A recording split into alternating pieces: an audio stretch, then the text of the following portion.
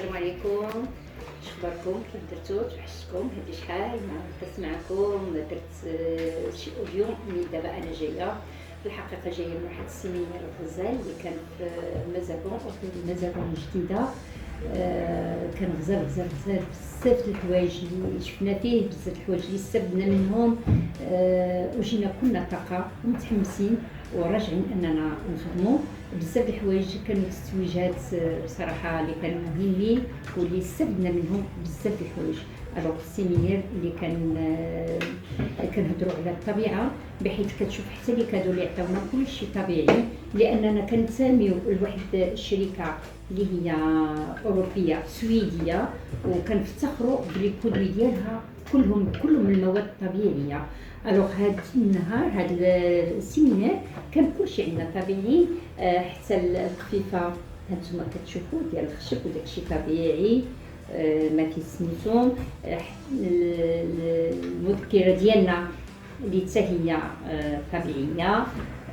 وعطينا اصلا واحد 5 ديال النصائح اننا باش نهتموا بالطبيعه ديالنا ونهتموا بالسميتو اننا باش نكونوا اصدقاء ديال الطبيعه، هو اننا نحتفظوا على الطبيعه ديالنا، نحتفظوا على الماء، ما نضيعوش الماء، تنبقاو غير كنضيعوا فيه. ما نستعملوش البلاستيك بزاف، ما نقتصدوا على الماء. هادشي كلشي باش نحافظوا على الطبيعه ديالنا. الطبيعه اللي عطاها لنا الله سبحانه وتعالى خصنا باش تبقى هي المهمه اللي عندنا في الحياه. قلم حتى هو طبيعي، قلم طبيعي فوالا هو نكتبوا به، وفي نفس الوقت اننا ممكن ان نبرونتي كنديروا في لابلون ومع الماء ومع سميتو كتطلع لينا النبته ديالنا. الوغ كلشي طبيعي. بون بيان سور عطاونا كادو ديال ويناس لانه كله هو فيه مواد طبيعيه باش كنحافظوه، هو مكمل غذائي باش لان الجمال السويدي تيكون من الداخل ومن الخارج. الوغ هذا انا اصلا كنستعملو، تنحماق عليه، تيعجبني بزاف. حتى من لي تروفي ديالنا اللي عطاونا كلشي من الخشب. انا فخوره بزاف انني خديت ان تروفي ديال الناس اللي كيستعملوا نوفيج، وكنشكر الناس اللي دايرين فيا الثقه ديالهم وكيشريو من عندي نوفيج.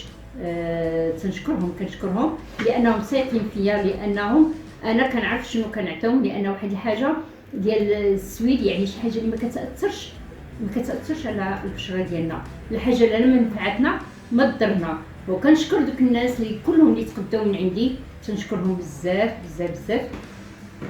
وكذلك خدينا ان تروفي ديال الجهه ديالنا كاملين، ديال الجهه ديال الناس اللي كانت هي الاولى على الصعيد المغربي، يعني حنا الاولانيين اللي كنا في المبيعات وبزاف ديال الحوايج اللي كنا فيها على والجهه ديالنا يعني هي اللي كانت هي الاولى.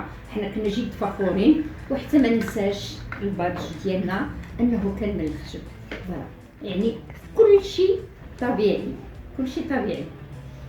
اش غادي نقول لكم، هذا هو غير بديت دردشه المره الاولى وصافي. وانا ان شاء الله كنوعدكم بانني غنبقى دائما ندير لي لايف، ودائما هذه راه عطاوها لينا ابتسامه وضحكه اللي فيها خجل. انا خديت الحقيقه دائما تنحشم. تنشكركم بزاف وشكرا، وان شاء الله فيديو اخر ان شاء الله نتقاسم معكم بزاف ديال الحوايج. كما